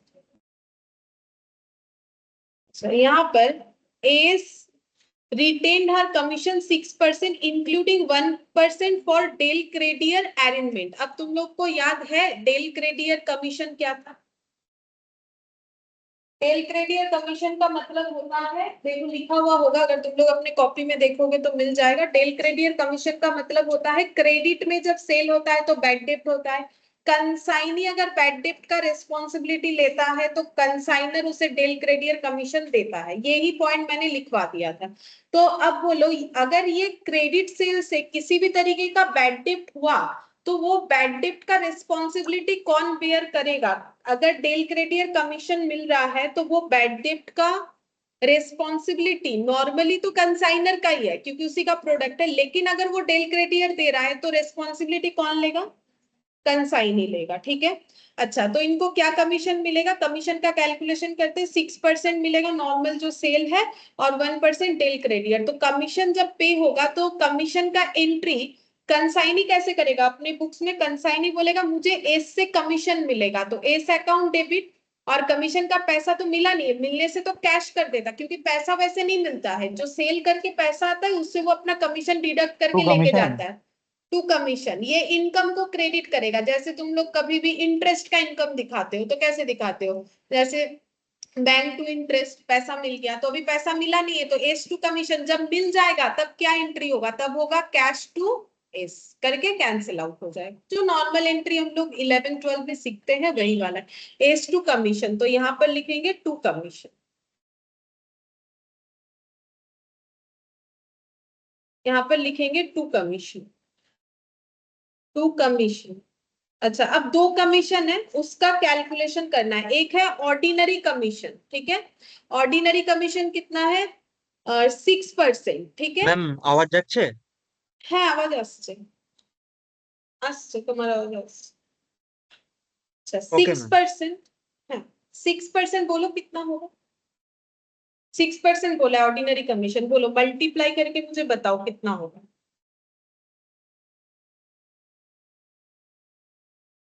कितना आ रहा है तुम्हें।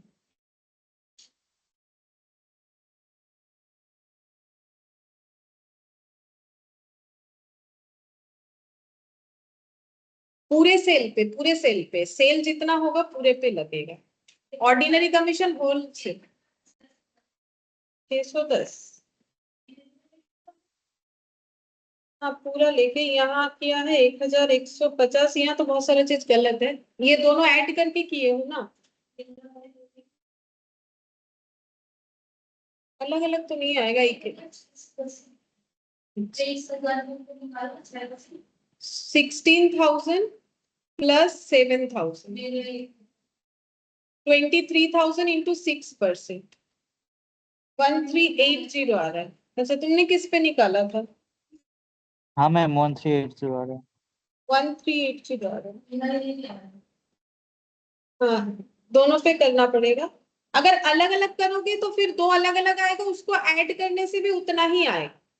मतलब हम ये कहना चाह रहे हैं, अगर तुम लोग 16,000 7,000 को एक साथ करते हो तो एक ही साथ आंसर आ जाएगा 1380, और अगर अलग अलग करोगे तो दो आंसर आएगा, अलग अलग इन द सेंस 16,000 इंटू 6% एक बार करना है, जिससे आएगा तुम लोगों का 960,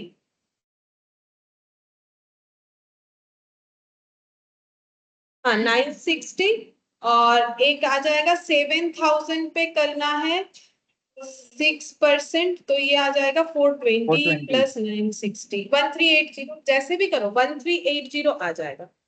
अच्छा अब नेक्स्ट हम लोग निकालेंगे डेल ग्रेडियर कमीशन, ठीक है, डेल ग्रेडियर कमीशन भी निकालते हैं, डेल ग्रेडियर कमीशन। अच्छा वो कितना बोला है, 1% बोला है, ठीक है, 1% बोला है, एंड रेमिटेड द बैलेंस। अच्छा डेटर कितने का बैड डेट हुआ है, debtor for 2,000 to whom the goods were sold by M become insolvent and only 50 पैसा इन रुपीज was recovered। तो बोलो इस डेटर के पीछे हमारा बैड डेट कितना हुआ, 2,000 रुपए का इनको सेल किया 1000। था, अब 1,000, क्योंकि 50 पैसा इन रुपीज हम लोग जो है रिकवर कर सकते हैं, तो 1,000 रुपए का हम लोग का लॉस हुआ है, ठीक है। तो 1,000 रुपए का लॉस, क्योंकि डेल क्रेडियर कमीशन हम लोग पे कर रहे हैं, तो ये लॉस जो है ये कौन बेयर करेगा, कंसाइनी बेयर करेगा, ठीक है, ये लॉस कंसाइनी बेयर करेगा। तो एक बार कंसाइनिंग। कंसाइन, हाँ कंसाइनमेंट डेटर अकाउंट में जाओ और देखो कैसे लिखना पड़ेगा।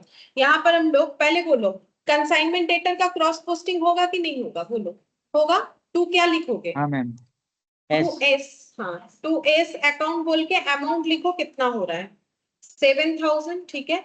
अच्छा अब इनसे रिकवर कितना कर पाएंगे, बैड डेट कितना हुआ है, बाई बैड डेट अभी हम 1000। लोगों ने कैलकुलेट, बैड डेट 1,000 हुआ है, क्योंकि 2,000 में से हम लोगों ने रिकवर कर लिया 50%, क्योंकि वो 50% नहीं दे सकते, 50% दे सकते हैं, तो 1,000 रुपए का मेरा बैड डेट है, तो मेरा टोटल क्रेडिट सेल कितने का था, 7,000, जिसमें से 1,000 मेरा बैड डेट हो गया, तो फिर मुझे रिकवर कितना हो गया होगा, 6,000। ऐसे करके ये वाला हम लोग का क्लोज, ऐसे करके ये वाला हम लोग का क्लोज हो जाएगा। अच्छा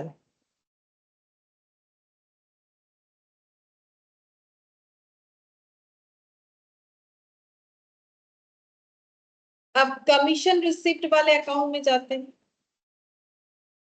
तो यहाँ पर कमीशन कितना मिल रहा है, ये देखो, S account debit to commission, तो बाई क्या लिखेंगे, एस अकाउंट ऑर्डिनरी कमीशन कितना मिला, 1380। अच्छा, और डेल क्रेडियर तो मैंने निकाला, इंक्लूडिंग, अच्छा इसी में इंक्लूडिंग है, सुनो, बोला है S retain her commission at the rate of 6% including 1% del credere commission, मतलब ऑर्डिनरी कमीशन कितना है, हाँ ये कितना है, 1%। मैंने अलग अलग नहीं निकाला, मैंने एक ही साथ निकाल दिया, लेकिन अलग ही निकालना चाहिए हमें, है ना। इसका 5% निकालो, डेल क्रेडियर 1% निकालेंगे, तो 5% कितना होता है देखो तो, टोटल में वो 1150 1150। अच्छा ठीक है, और ये वाला कितना आ जाएगा, ये कितने पे निकालेंगे, देख 230 230, तो 1% कितने पे निकालना पड़ा,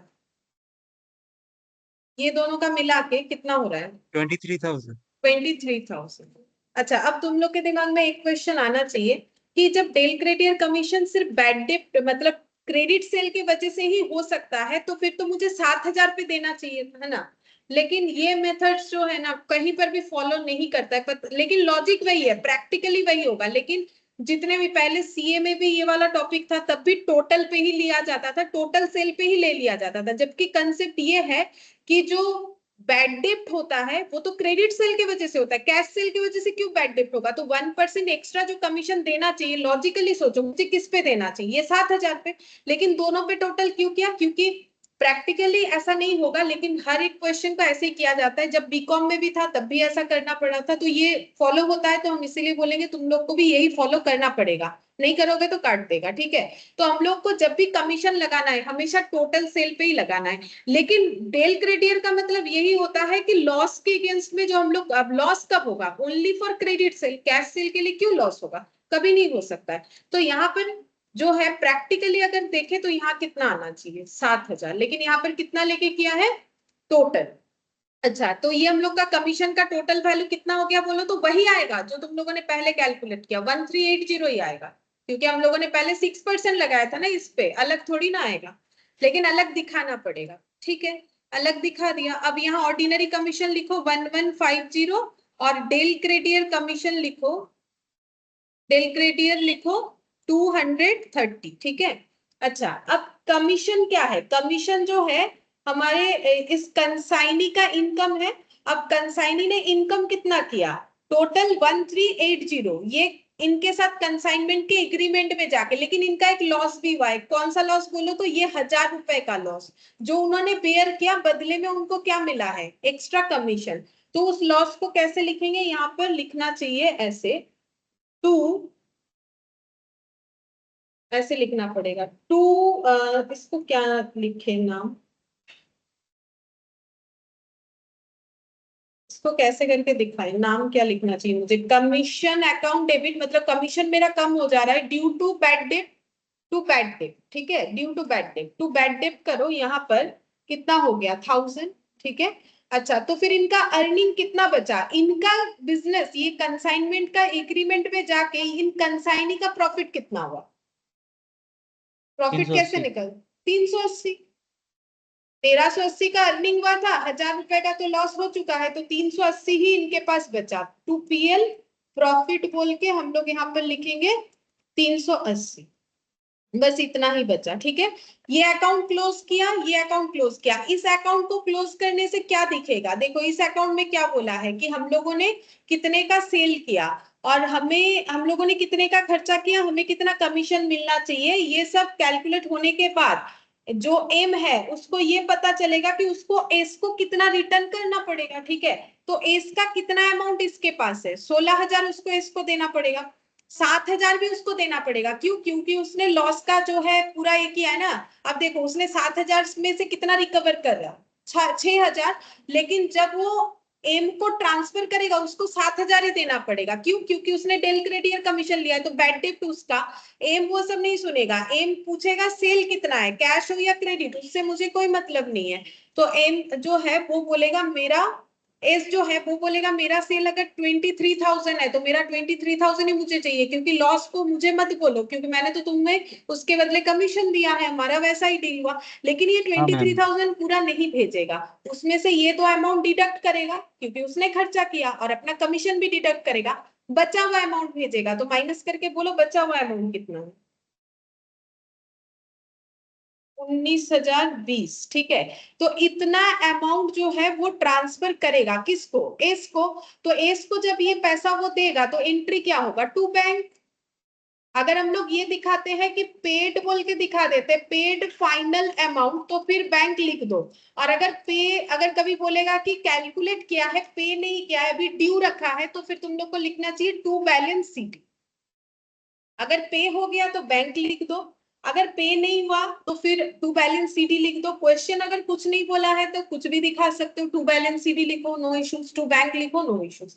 अगर क्वेश्चन हमें क्लियरली बोल दिया है तो फिर वही फॉलो करना पड़ेगा।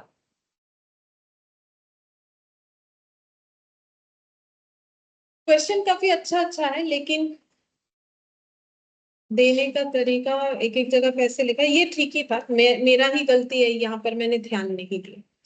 अच्छा, अब देखो इलास्ट्रेशन 9, ये वाला भी कर सकते हैं। On 1st November 2021, K of Calcutta sent goods costing 1 lakh to D of Delhi on consignment basis. K paid 5,000 as railway freight, 2,000 as insurance. K मतलब जो कंसाइनर है, ठीक है। 31st December 2021 and account sales consignee बनाएगा, वो receive हुआ है D के पास से, तो डी कंसाइनी था, उसने अकाउंट सेल्स बना के दे दिया, जिसमें क्या डिस्क्लोज किया है? That entire quantity of goods were sold. बोल रहा है सारे गुड्स बिक गए, कितने में?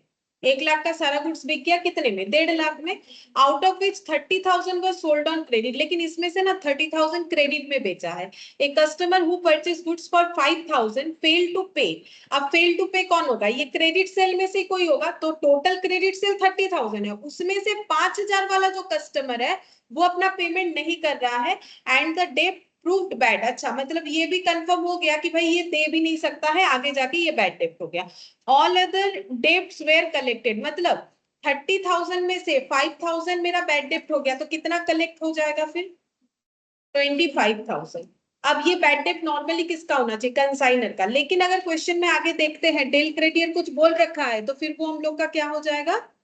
कंसाइनी का। अभी क्या ना, बाई डी इन फुल। अच्छा, डी को बाकी लोगों ने सारा पैसा दे दिया। एज पर agreement D is allowed commission 10% on sales. D sends the amount due to K by cheque. D ने चेक के थ्रू से बाकी अमाउंट के को भेज दिया, नेसेसरी लेजर बनाना है के बुक्स में। तो बोलो लॉस किसका होगा? कंसाइनर का, क्योंकि डेल कंसाइनमेंट। क्रेडियर, हाँ कंसाइनर का हो जाएगा, मतलब कंसाइनमेंट में उसका एंट्री हमें करना पड़ेगा। ठीक है, चलो बना के देखो। इन द बुक्स ऑफ के, इन द बुक्स ऑफ के। यहाँ पर लिखेंगे कंसाइनमेंट अकाउंट, कंसाइनमेंट अकाउंट।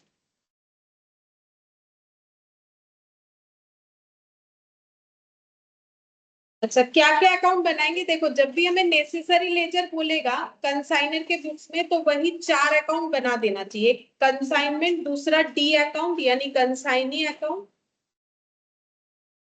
और एक हो जाएगा गुड्स सेंट ऑन कंसाइनमेंट। ये भी कभी कभी एमसीक्यू में पूछ लेता है कि गुड्स सेंट ऑन कंसाइनमेंट में एंट्री क्या होगा जब हम लोग क्लोज करते हैं, तो टू ट्रेडिंग बोल के, ये भी एमसीक्यू में पूछता है। और एक हम लोग बनाएंगे यहाँ पर भी एक बार कंसाइनमेंट डेटर बनाएंगे, ताकि तुम लोग को पता चले कि कैसे करके कैलकुलेशन होना चाहिए।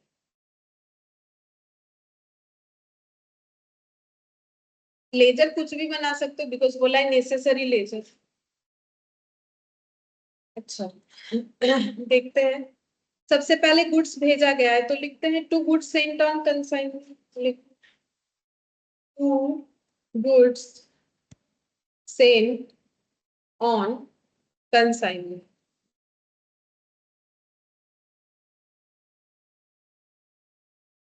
1 लाख। अब गुड्स सेंट ऑन कंसाइनमेंट में क्रॉस पोस्टिंग कर देते हैं बाय कंसाइनमेंट।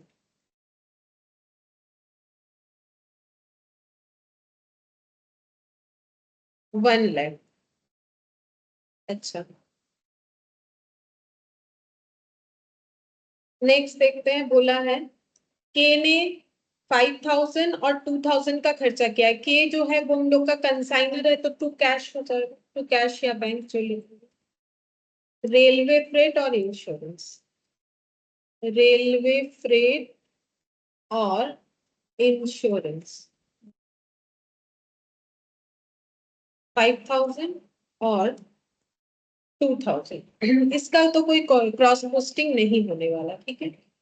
अच्छा, फिर नेक्स्ट देखते हैं। बोला है कि 31 दिसंबर को अकाउंट सेल्स रिसीव हुआ डी से, जिसपे डी ने बोला कि मैंने सारे गुड्स बेच दिए हैं 1.5 लाख में। तो इस क्वेश्चन में हम लोगों का कोई क्लोजिंग स्टॉक नहीं बनेगा, क्योंकि सारे गुड्स बिक गए हैं 1.5 लाख में, जिसमें से 30,000 क्रेडिट में हुआ है। तो फिर कैश सेल कितना हुआ है? 1,20,000 कैश। 1,20,000। हाँ, कैश सेल को क्या लिखेंगे? By D account cash cell. क्योंकि डी क्यों लिखा जाता है? देखो, अब ये थोड़ा थोड़ा आदत हो जाना चाहिए, क्योंकि मैंने पहले बोला था ना, डायरेक्ट एंट्री नहीं होगा, इसको थोड़ा देखना जरूरी है, नहीं तो इतने आसानी से याद नहीं होता है। डी के पास पैसा पड़ा हुआ है, D account debit to consignment, ठीक है। तो यहाँ पर हो जाएगा 1,20,000। अब डी के वहां पर क्रॉस पोस्टिंग कर दो, to consignment 1,20,000, to consignment sale proceeds of cash sale 1,20,000। अच्छा, अब जो क्रेडिट सेल है, तो टोटल 150 था, उसमें से 120 हम लोगों ने क्रेडिट देखा, कैश देखा, तो क्रेडिट कितना हो गया? 30। क्रेडिट को कैसे लिखोगे? बोलो, क्रेडिट को कैसे लिखोगे? अभी सिखाया था, अभी थोड़ी देर पहले सिखाया था। भले ही कंसाइनी के बुक्स में हुआ था, लेकिन क्रेडिट का क्या होगा?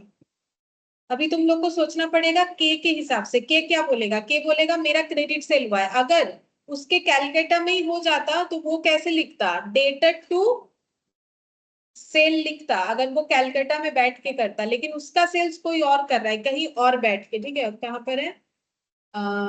दिल्ली में, ठीक है। ये सेल दिल्ली में हो रहा है, क्रेडिट सेल, और वो भी किसके थ्रू से हो रहा है? डी के थ्रू से हो रहा है। तो फिर वो क्या एंट्री करेगा? तो वो टू सेल की जगह तो टू कंसाइनमेंट करेगा। इस बात का तो हमारे पास कंफर्मेशन है, ठीक है।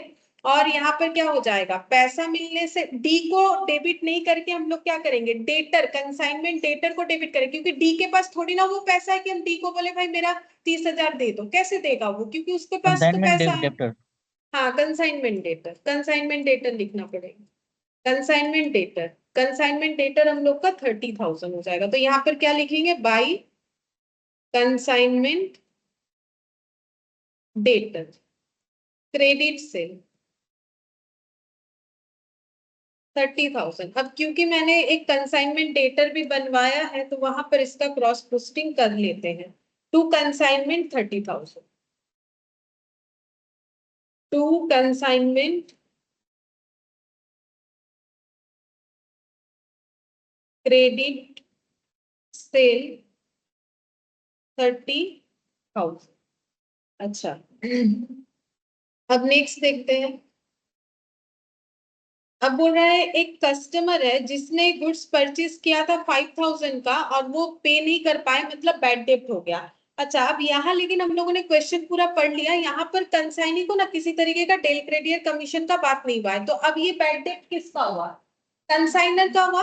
तो फिर उसका एंट्री क्या करोगे? तो बैड डेब्ट कहाँ इंपैक्ट आएगा? सीधा कंसाइनमेंट अकाउंट में। तो बैड डेब्ट होने से कंसाइनमेंट क्या होगा? डेबिट की क्रेडिट? बैड डेब्ट होने से कंसाइनमेंट अकाउंट डेबिट होगा कि क्रेडिट होगा? डेबिट। नॉमिनल डेबिट होगा, कंसाइनमेंट अकाउंट डेबिट, डेबिट। क्योंकि डेबिट। और टू फिर क्या लिखोगे? टू क्या लिखना पड़ेगा? बैड डेट नहीं लिख के यहाँ लिखना पड़ेगा टू कंसाइनमेंट डेटर, उसको मुझे क्लोज करना पड़ेगा। टू कंसाइनमेंट डेटर, और हाइफन देके लिखेंगे bad debt. Directly bad debt नहीं लिख सकते, जैसे डायरेक्टली यहाँ पर कुछ नहीं लिखा जाता है ना। मतलब क्या हो गया? मेरा सेल, मेरा क्रेडिट सेल, उसको हम कैसे रिकॉर्ड कर रहे हैं? क्योंकि मेरा नॉर्मल बात नहीं है, कंसाइनमेंट का है, तो हम डेटर टू सेल की जगह लिखेंगे कंसाइनमेंट डेटर टू कंसाइनमेंट। ये हो गया किस चीज का एंट्री? क्रेडिट सेल का। अब अगर पैसा मिल जाता तो हम डी को डेबिट करते कि भाई डी मेरा पैसा दे दो, D account debit to consignment debtor कर देते, लेकिन हम डी से नहीं मांग सकते, मेरा क्या हो गया है लॉस। तो मुझे क्या करना पड़ेगा, कंसाइनमेंट जस्ट इसका ऑपोजिट एंट्री डाल देंगे, उस डेटर को क्लोज करना पड़ेगा, ठीक है। तो ऑपोजिट एंट्री डालेंगे, consignment account debit to consignment debtor, ठीक है। अच्छा कितने का लॉस हुआ बैड डेट का, यहाँ दिया था क्वेश्चन 5,000, तो यहाँ पर कितना लिखेंगे 5,000। अच्छा अब कंसाइनमेंट डेटर में इसका क्रॉस पोस्टिंग करो,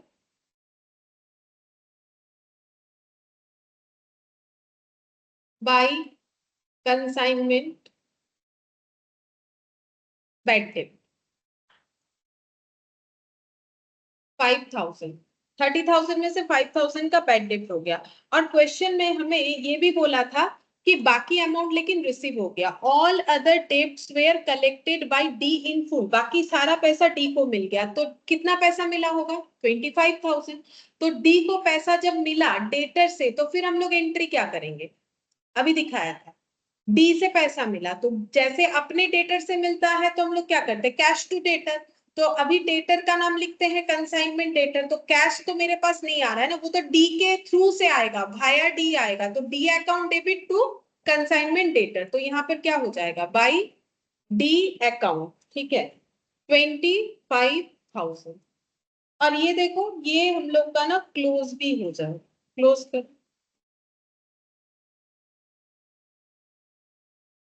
30,000। और इस डी का क्रॉस पोस्टिंग करो, डी का क्रॉस पोस्टिंग डी अकाउंट में करना है, तो क्या लिखोगे consignment debtor debtor to consignment debtor, ये हो जाएगा 25,000।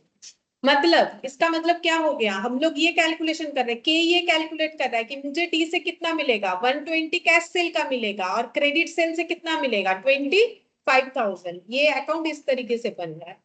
अच्छा अब नेक्स्ट देखो बोला है कि डी को कमीशन मिलता है 10% ऑन सेल्स, ठीक है, तो डी का कमीशन कैलकुलेट करो कितना होता है, टू डीज अकाउंट कमीशन,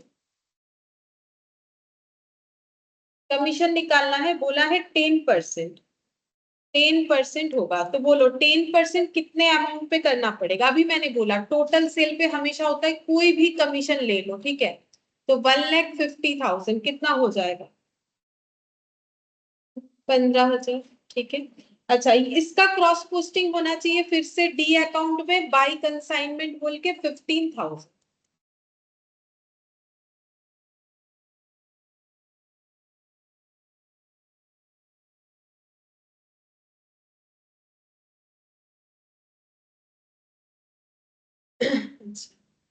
और देखते हैं डी ने सेंड कर दिया है अमाउंट ड्यू, अच्छा सेंड कर दिया इसका मतलब हमें बैंक वाला एंट्री करना चाहिए, बाई बैलेंस बोल के हम लोग नहीं दिखाएं, सेंड कर दिया के को जो मिलना चाहिए था चेक के थ्रू से, तो बैंक ऑब्वियसली करना पड़ेगा। अच्छा अब पहले तो इसको क्लोज करके देखते बिजनेस में प्रॉफिट हुआ कि लॉस हुआ, जो के है उनका, तो 1,50,000 इधर, 1,50,000 इधर, प्रॉफिट ही बोल रहा है, तुम लोग देखो कितना होता है,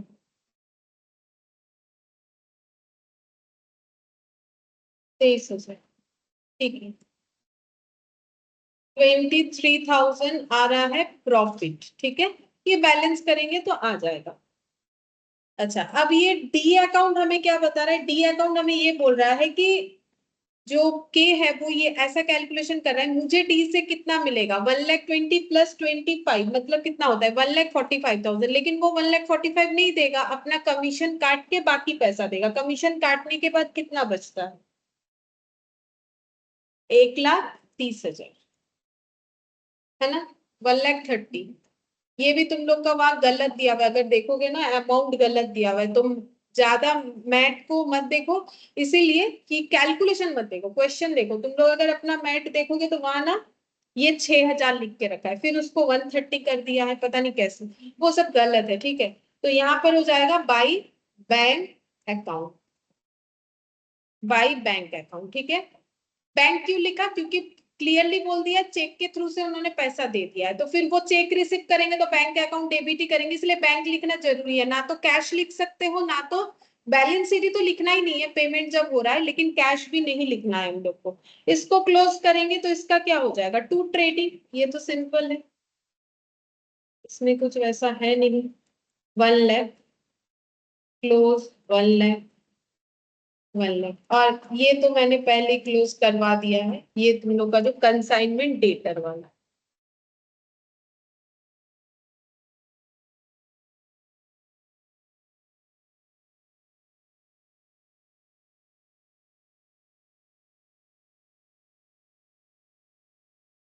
इसके बाद इलास्ट्रेशन 10, 11,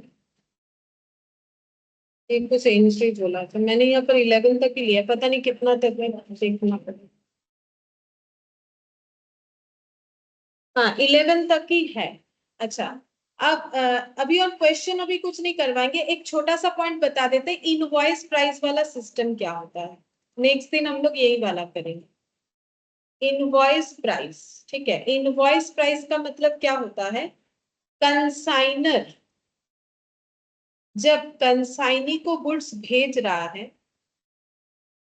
कंसाइनी को जब गुड्स सेंड कर रहा है, तब कॉस्ट प्लस लोडिंग, या फिर जिसको सिंपल लैंग्वेज में बोलो तो प्रॉफिट लगा के भेज रहा है। मतलब जैसे मान लो कंसाइनर ने एक 100 रुपए का चीज खरीदा, अब पहले क्या हो रहा था, वो 100 रुपए का चीज कंसाइनी को दे रहा था और बोल रहा था इसको बेचो। अब कितने में बेचना है, ऑब्वियसली 100 से ज्यादा में बेचना है, लेकिन अभी क्या बोल रहा है, बोल रहा है ना, हम कंसाइनी को बताएंगे ही नहीं मैंने कितने में खरीदा है, हम इसके ऊपर 10 रुपए और लगा देते हैं और हम कंसाइनी को बोलेंगे कि मेरा प्रोडक्ट जो है वो कितने का है, मेरा खरीदा हुआ 110 का पड़ा है, लेकिन वो झूठ बोल रहा है। ठीक है, कितने का पड़ा है, 100 रुपए का। अब झूठ बोलने का लॉजिक भी बताते हैं, यहाँ पर 110। अब कंसाइनी बोलो कितने में बेचने का कोशिश करेगा, अगर कंसाइनर उसे कुछ भी प्राइस नहीं बोलता है, फिर भी उसके दिमाग में तो है उसका सेलिंग प्राइस क्या रखना पड़ेगा, मोर देन 110, नहीं तो उसको कंसाइनर क्या, वैसे कंसाइनर डिसाइड करता है सेलिंग प्राइस। मान लो कंसाइनर ने उसे बोला इसको बेचो 115 में, ठीक है, तो कंसाइनी 115 में बेच देगा। अब बोलो कंसाइनर, कंसाइनी को क्या दिख रहा है, 110 का चीज 115 में बेच रहा है, तो कंसाइनी के हिसाब से प्रॉफिट कितना दिख रहा है एक प्रोडक्ट पे, लेकिन 5 एक्चुअल, 5 रुपये। हाँ एक्चुअल बताओ, एक्चुअल प्रॉफिट कितना है, 15 एक्चुअल प्रॉफिट, ठीक बोल रहा हूँ, बोलो। 15 15 रुपए, ठीक है। एक्चुअल प्रॉफिट कितना है, 15 रुपए, क्योंकि उसको तो पता है मेरा 100 का चीज 115 का बिक गया, हुआ ना उसको बेनिफिट। अब लोडिंग इसीलिए दिया जाता है कि इससे क्या होता है, जो अब देखो कंसाइनी के पास एक ऑप्शन और रहता है, जैसे हम लोगों ने ऑर्डिनरी कमीशन तो वो तो करता ही है कमीशन के लिए काम, इसके अलावा आज हम लोगों ने क्या देखा, डेल क्रेडियर वाला कंसेप्ट, और एक कमीशन था जिसको मैंने बोला था ओवरराइडिंग।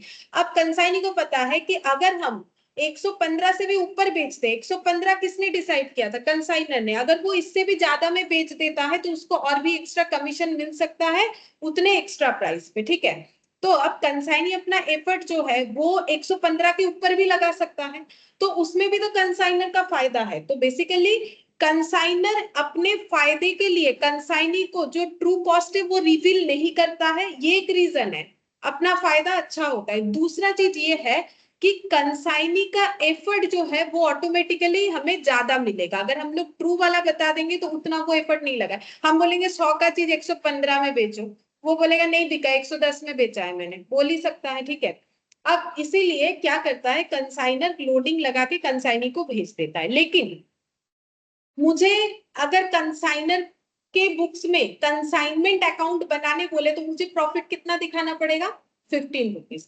अब मैंने तुम लोग को जैसे कंसाइनमेंट अकाउंट सिखाया था वैसे अगर हम इसका एक अकाउंट बनाते हैं छोटा सा, ठीक है, तो कंसाइनमेंट अकाउंट में सबसे पहले क्या होगा, to goods send on consignment, ठीक है, कितने का गुड्स भेजा गया, 110, ठीक है, अभी 110 का भेजा गया। अच्छा, अब सेल जो हुआ बाई कंसाइनी बोल के हम यहाँ पर लिखेंगे, कितने का वो बिका, 115, ठीक है। अच्छा, अब मुझे बोलो जब इसको बैलेंस करोगे यहाँ प्रॉफिट कितना दिखेगा, लेकिन क्या 5 दिखना चाहिए, कितना दिखना चाहिए, 5 तो कंसाइनी को पता है। कंसाइनमेंट अकाउंट कौन बना रहा है? ये तो कंसाइनर बनाता है। कंसाइनर को अपनी बुक्स में ये नहीं दिखाना है, उसको कितना दिखाना है? 15। तो ऐसा क्या करे कि ये 15 दिखे, ठीक है। तो क्यों 15 नहीं दिख रहा है पता है? क्योंकि हम लोग अपना स्टॉक का वैल्यू ज्यादा दिखा रखे, तभी तो माइनस करने से 5 आ रहा है। तो मुझे स्टॉक के वैल्यू को ओरिजिनल कॉस्ट में दिखाना पड़ेगा। तो उस केस में हम लोग का अकाउंट और कैसे दिखाना बनता है? पड़ेगा। हाँ, कॉस्ट में दिखाना पड़ेगा। तो वो कैसे दिखाएंगे?